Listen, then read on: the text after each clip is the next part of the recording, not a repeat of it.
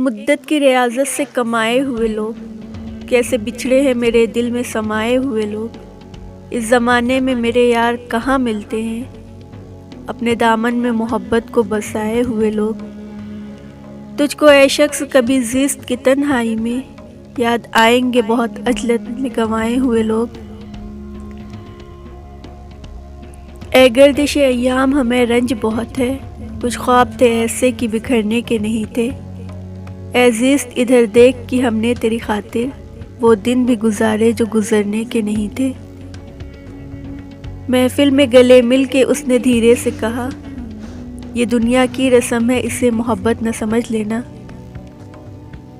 महफिल में चल रही थी मेरे कत्ल की तैयारी, हम आ गए तो कहने लगे लंबी उम्र है तुम्हारी। मैंने ज़िंदगी से पूछा तो इतनी मुश्किल क्यों है। ज़िंदगी ने हंसकर कहा, ये दुनिया आसान चीज़ों की कदर नहीं करती। मुद्दतें लगती है अपना बनाने में, लोग लम्हों में पराया कर देते हैं।